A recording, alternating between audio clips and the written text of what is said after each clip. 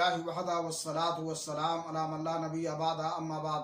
नाज़रीन किराम, लोगों के अयूब और उनकी खामियों को छुपाना और उनकी पर्दापोशी करना ये मकारिम अखलाक में से है और अल्लाह रब्बुल आलमीन को ये खूबी बहुत ही पसंद है और वो भी उस शख्स को क़यामत वाले दिन उसी किस्म की जज़ा देगा।